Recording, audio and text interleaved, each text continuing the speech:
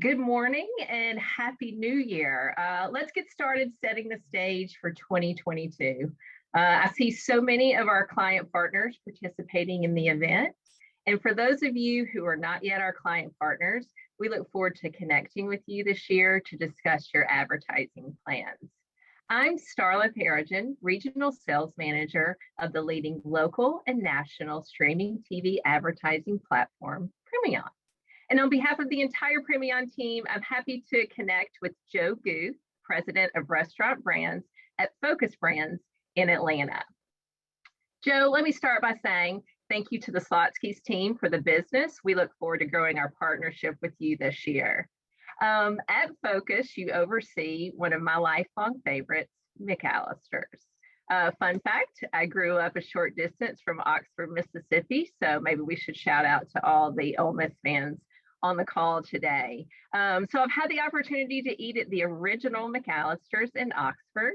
And let me tell you guys, if you've never had a chicken salad croissant and a sweet tea from McAlister's Deli, you've never had a proper Southern lunch.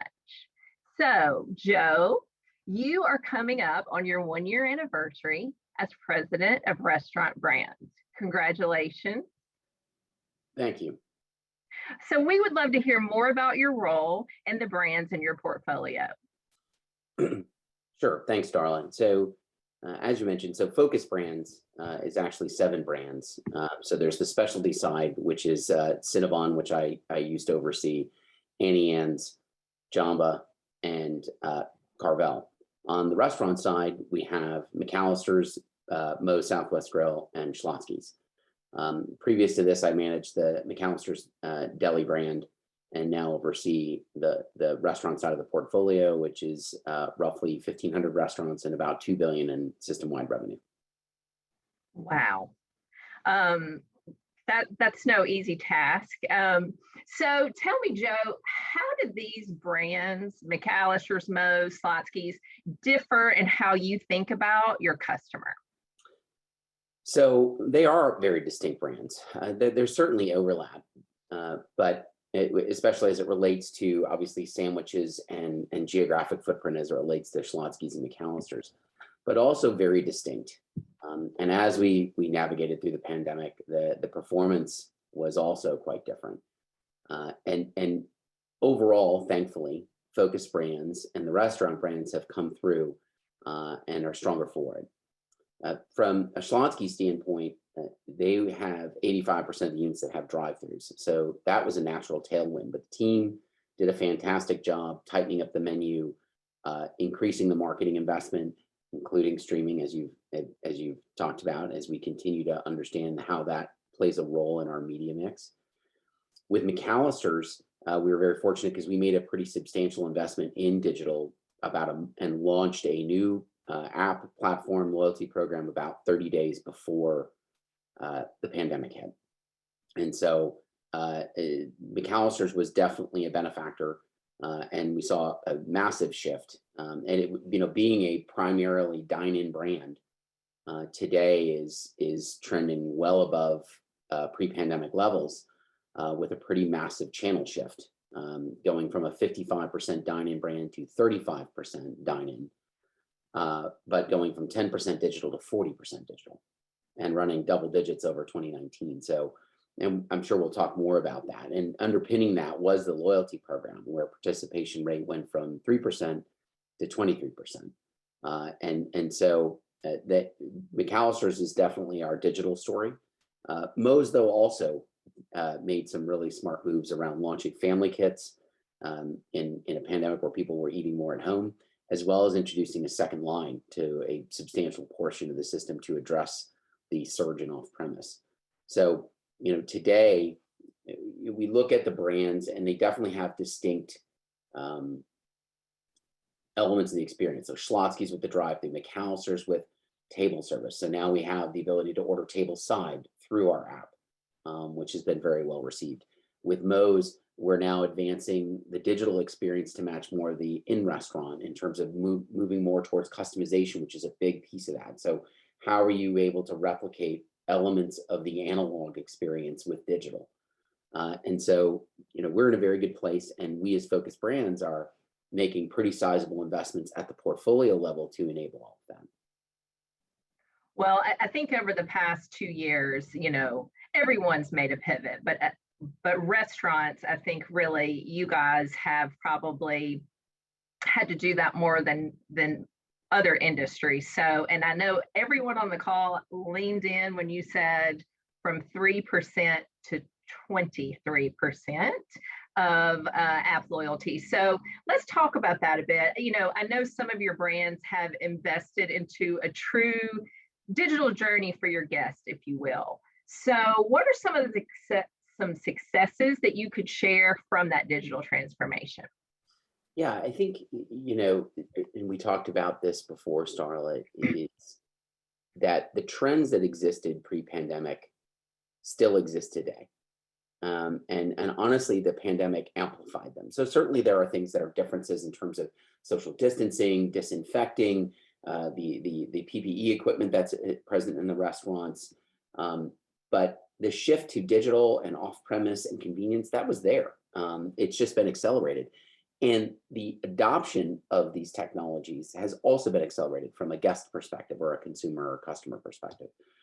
An example of, and so what that allows us to do, and most of the marketers on the phone, I don't need to go through this, is it has greater visibility in terms of guest behavior. So an example of that where we truly leverage that is with McAlister's. Not only do we have different accessibility around standing up curbside at 300 to 400 restaurants in a 2-week period, which is now a very substantial portion of our sales even today, because we have about 20% of our units have pickup windows, so closer to like what a Chipotle is. It's not a true drive-through. But we also innovated around the customer proposition or the guest proposition. So specifically, you referenced tea. McAlister's, it is a core equity for us. And one of the challenges still, and I think it's prevalent throughout food today, is continuing to drive guest traffic in terms of guest count.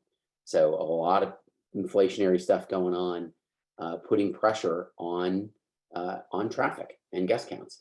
So we said, well, how can we leverage our core equity to help turn that tide? So McAlister's, we looked at the database that was rapidly growing and saying, what are our heavy users? How often are they coming? And what can we do? And so we started to experiment and kick around a subscription service to our tea, which ultimately we called Tea Pass. We looked at the top 10% of guests, and they were coming about 3 times a month. And so we said, okay, so we're going to price a Tea Pass at 3 teas and allow them to have 1 tea per day for the cost of 3 teas. And so, interestingly enough, we launched it, soft launch, just an email, no media, no fanfare behind it. Let's see what happens. So we get 90 days in and we look back, and in the interim, we have franchisees and operators that are freaking out because they've got these super heavy users that are coming and they're getting a great deal. And so but we said, okay, just to give us a moment, let's see what happens, because you do have to work on averages in this, and I know that can be dangerous. But what you have then is we get to the end and we find that the people who purchased the Tea Pass were coming exactly 3 times a month. So what is that? What's the takeaway there?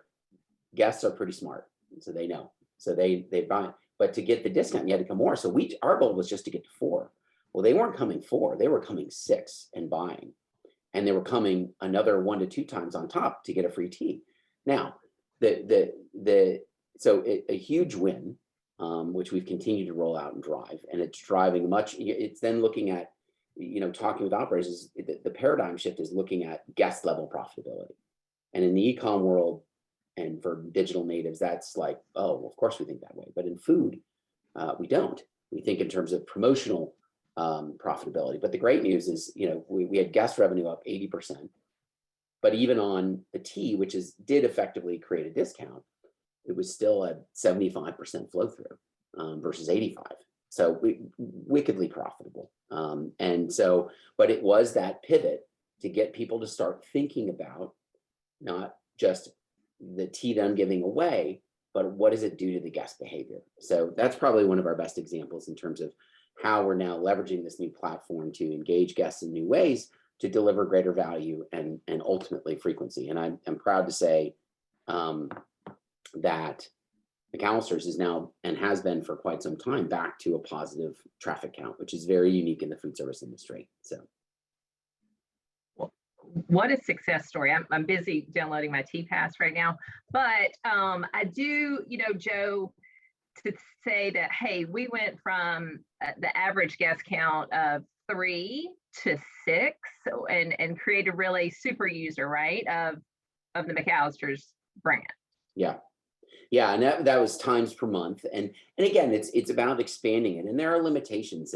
Listening to the earlier chat with gyms and apps and web, and finding that balance and understanding where you're going to focus your digital efforts, because there is a certain amount of real estate in the phone, in the digital world, where you become relevant enough to have those types of things, and understanding your audience, and you can have outsized impact with what could be a small piece of your audience. So I think that's another takeaway from that. So as we look at, the digital investments that you made, as we talk about the restaurant industry, we have to talk about, what role does delivery play in those strategies? So delivery is a key channel for us. So that the number of channels that we're dealing with, it used to be, you're going to dine in, or it's going to be takeout.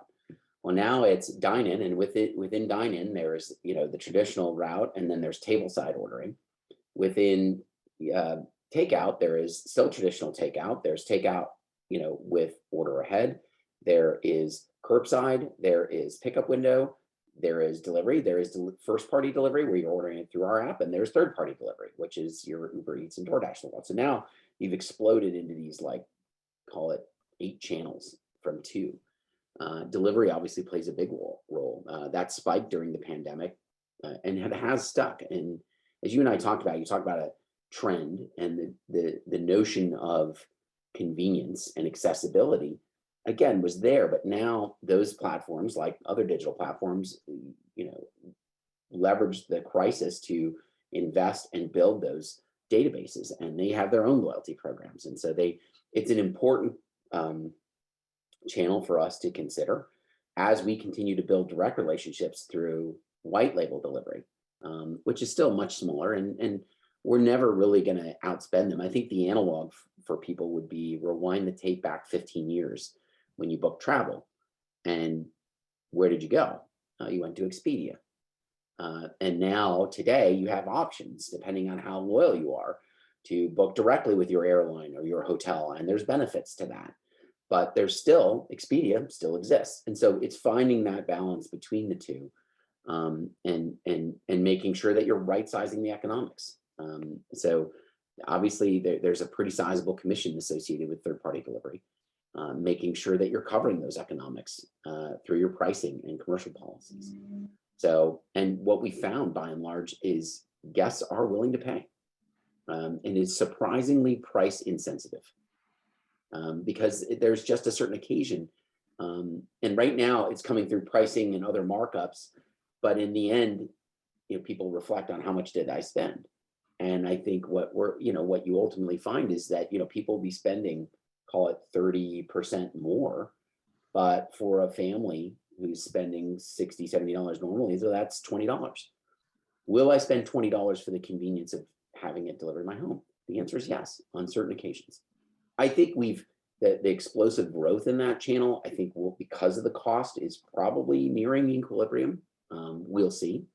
I think they still have more horizontal expansion, although that obviously rapidly expanded throughout the pandemic. And I think it's akin to things like video, and finding first run movies. And are you willing to pay $30 to see a movie that's in the theater? Well, I would pay $80 to $100 to go to the theater, and sometimes I want that experience, but sometimes I don't. And so it comes right back to accessibility, and you're providing that accessibility to your brands and meeting your guests or consumers or customers where they want to interact with your brand.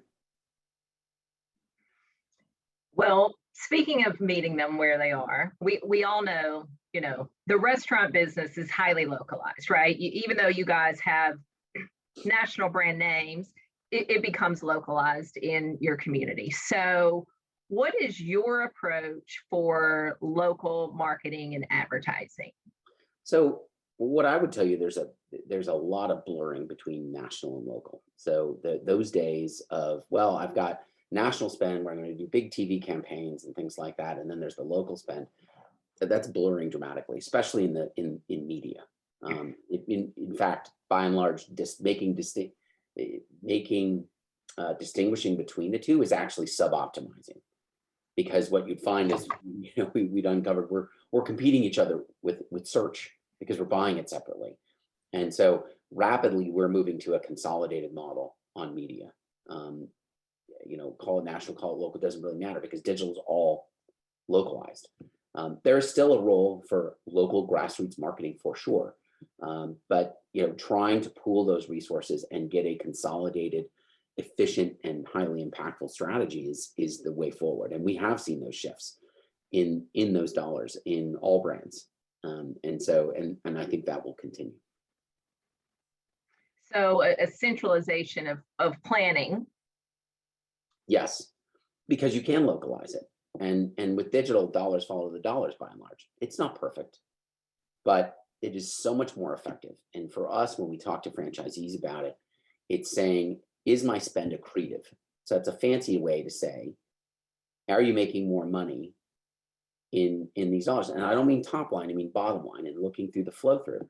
And you can very much track those dollars. Now there's some nuances in terms of incrementality and attribution and things like that. But by and large, and then for us, in businesses like catering, it's very clear. You were either buying from us before or you were not. It's a little less clear when you're talking about traffic and traffic impact. But even then you can track dollars. And we know for a fact that going through our digital experience, the people spend more. Everybody knows that, right? Having a credit card, having consistent upselling, better merchandising of your products is going to generate more revenue. It does. Well, you hit on something there, and you've talked about it multiple times. Capturing consumer data and developing a loyal customer relationship is important to you. And at Premion, what we're finding is our ability to ingest and onboard brands' first-party data has been a key driver for brands to invest in streaming TV advertising. So as you guys are looking to centralize and looking to buy, what I'm hearing you say is, do you prefer advertising partners who can ingest your first-party data so they can serve the right message to the right customer and then report outcomes? Yeah, I think, any way we can better tailor the message and working with partners that can help us do that and display our brand. Ultimately, the goal is to acquire people onto the platform so that we can do that and partner with the right marketing partners, if you will, to make sure that we're having that proper engagement and really maximizing our dollars in terms of acquisition and then ultimately cultivation of the brand. And you touched on it a minute ago, and we hear it every day. Attribution of investment is really table stakes in 2022. Can you talk a bit about how you guys track your attribution? Yeah, I think that's an evolving topic where, we're continuing to look at what is the right attribution. Is it 1 day? Is it 30 days?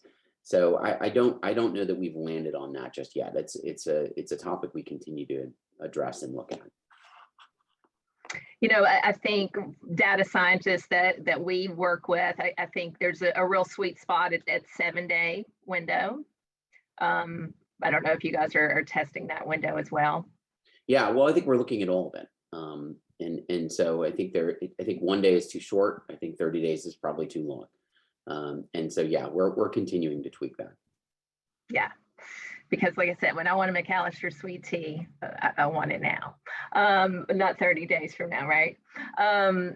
Well, Joe, as we're setting the stage for 2022, tell us some trends or predictions to watch for in fast casual and QSR this year. Yeah, I think, and I've hit on this a couple of times, but I won't. It's going to be increasingly important. Is this accessibility of your brand and expanding those things? So as we move to a unified digital platform for the portfolio, making sure curbside's there for everybody, making sure we already have first-party delivery, having integration of third-party delivery. Again, we're there, but then continuing to improve that experience and investing in it. And along those lines is our relationships with our customers, that one-to-one relationship, and building out CRM capabilities and much more robust in terms of how we're segmenting and addressing and delivering value for those customers will rapidly evolve. And then again, you obviously have to have the platform to have that. So that is the investment that enables those two things. And outside of digital and accessibility, I would tell you, and again, this was there before, it was arguably the rise, the whole fast casual category is as our society becomes more affluent and they're spending more dollars outside the home, the expectations are going to be higher. So how do you offer higher quality ingredients? I mean, you could argue, they talk about, well, what's hot? And, it's still burritos, pizza, and burgers, but they're better burritos, pizza, and burgers. And so how do you evolve your platform to do that? So as we look at it, how are we continue to offer more premium ingredients, which do command a higher price, but people are willing to pay for that as they are convenience. So I think that is another trend that you'll see across the next 12 months.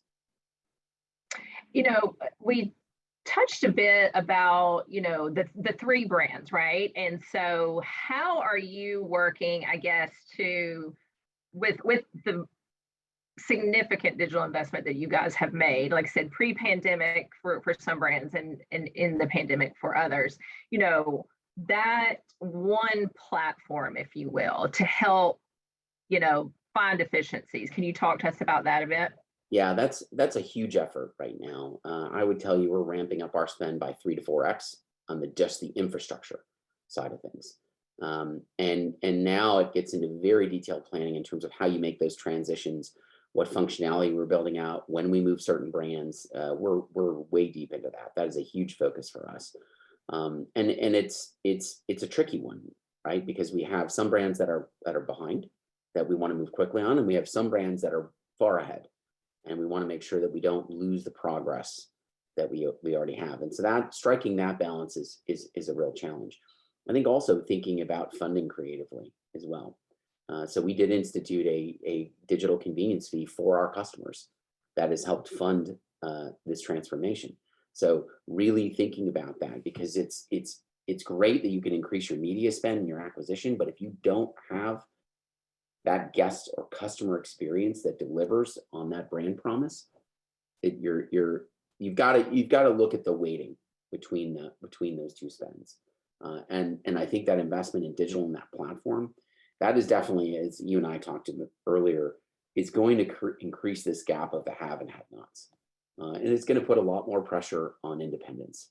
And I have mixed emotions about that. Obviously, and we're larger brands, and so we're excited about what that can do for our guests.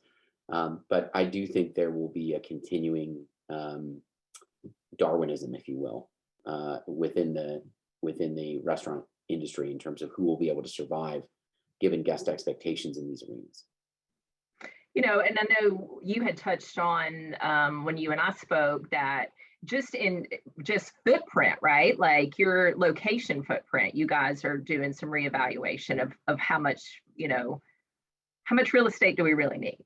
100%. And again, that was something we were looking at because there was a shift off premise, and now it's full go.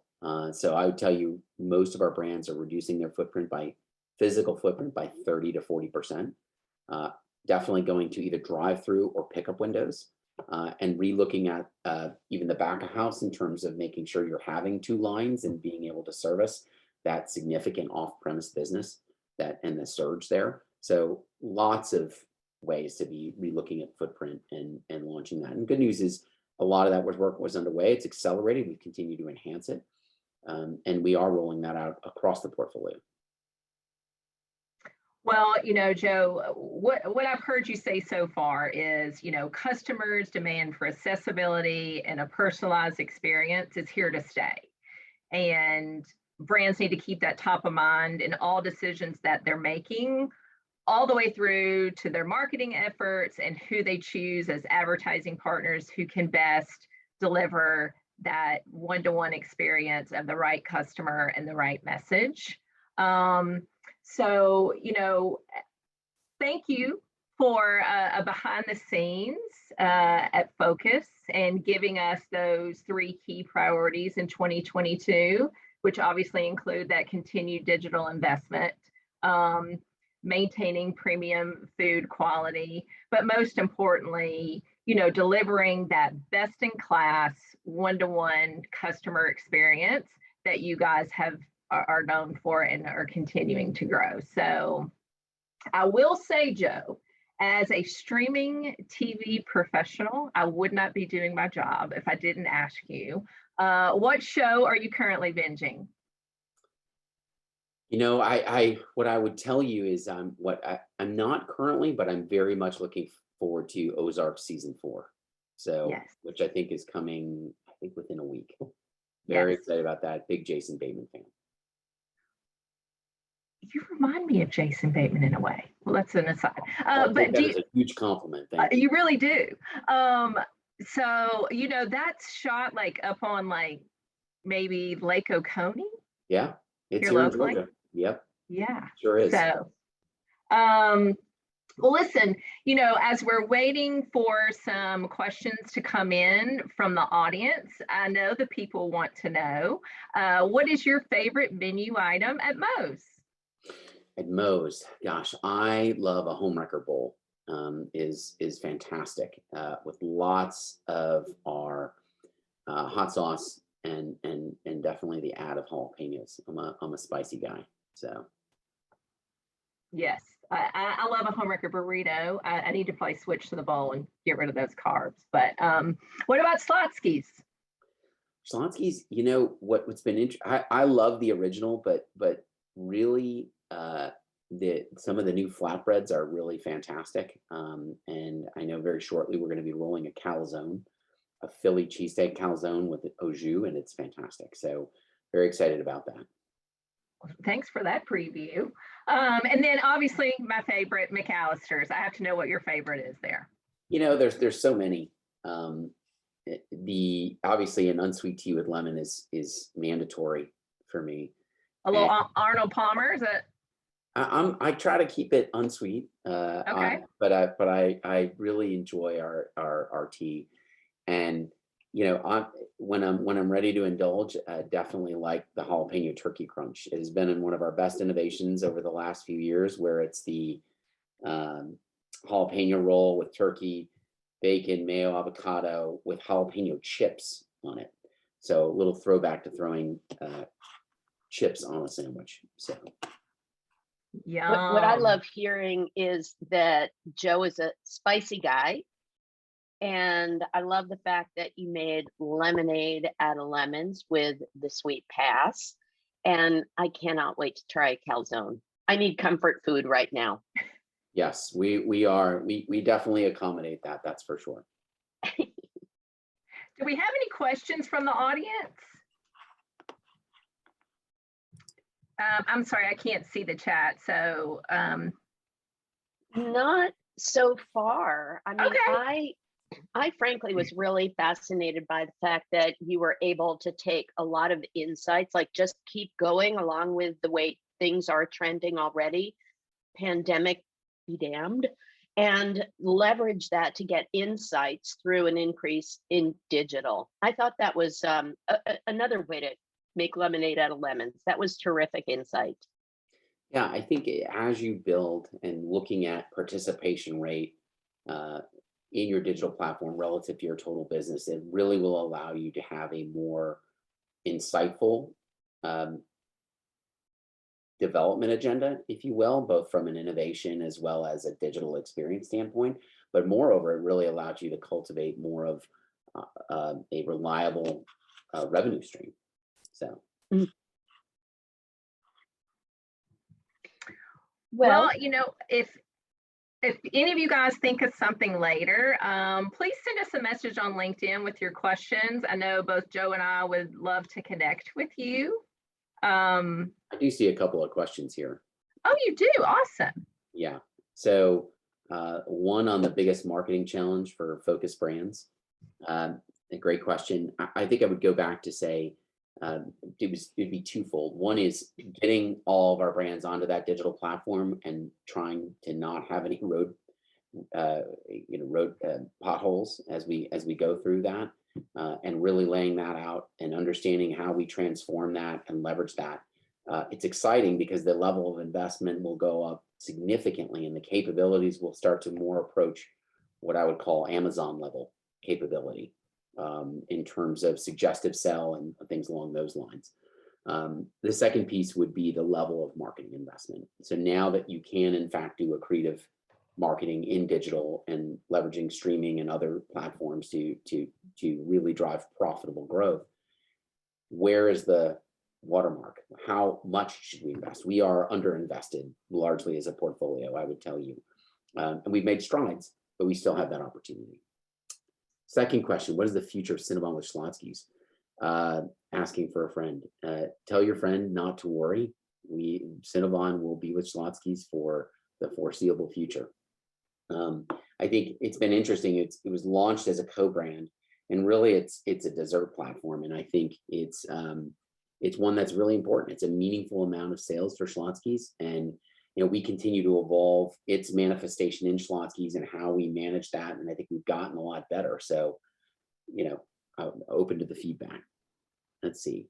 Third question, how do you guys separate or collaborate between the restaurant versus specialty portfolio from a marketing and a business perspective? That's an excellent question. And because there are very real differences. So let me cite one. So there are things like food safety standards, operations metrics, how we're structured, how we go to media spend, that we are definitely coming to alignment, how we innovate, what is our innovation stage gate and pipeline, and how do we make sure we're leveraging best practices. So those are examples of where we do come together, more of like how we operate.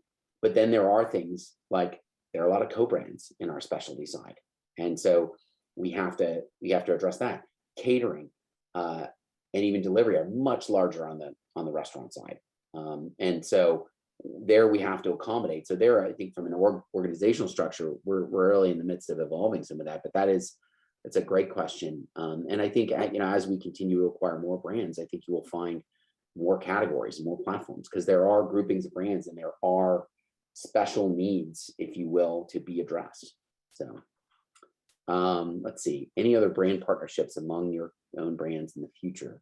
Yes, so Annie Ann's and Jamba. So it was interesting, before we acquired Jamba a few years ago, we had some co-brands out there, not many, and we had some co-ownership, especially amongst larger groups.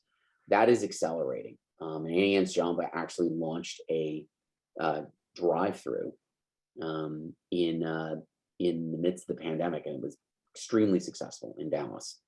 And so that you can expect to continue to see more of that. We're continuing to look at and evolve certain brand partnerships. So that is absolutely on the docket. So excellent question. And even when it comes to restaurant brands, I would tell you, I was at Yum for a few years. We are not running down the road of co-brands. And I think there is a lot of risk and operational complexity to do that. I've managed KFC, Taco Bell's. There's a role for it, but it was a little more challenging. What I would say there, we're looking more at co-location. So finding a common operator, a common real estate, but having separate operations that really allow you to leverage your staff, your local marketing, catering. And we've got a few examples of that, early examples of that between Moe's and McAlister's, and then coming soon, McAlister's and Jamba. But it's really more leveraging those synergies versus truly blending the brands, versus our specialty brands where the menu is much simpler and easier to address. So I see in the chat. I'm gonna tee up one. Sorry about that, Joe. Go ahead. I just wanted to acknowledge that Chris McKee said thank you for the detailed response, and I think we all thank you for that. And then in the comment section, I think I'll give you the last word here to answer something we all want to know. What do you look for in a media partnership across the board for all your brands? Just to wrap it up. Yeah, I think it's about transparency and really getting aligned on the metrics and the true impact. We're starting to do some of the measurement in-house ourselves. So because it's a little bit like, oh, was your media spend effective? Of course, it was wildly effective. Okay, well, but are we coming to common metrics, and can we truly agree objectively on that? So I think that is a key partnership, obviously there. And then innovation. And continuing to keep on top of things and what's going on out there, and making sure that our media mix and deployment of dollars, which are limited and need to be increased, we're constantly looking in that, because I think ultimately we have more room as a portfolio to invest at higher levels, but we have to have the business case behind that, and I think it's there. And having the right partners is critical.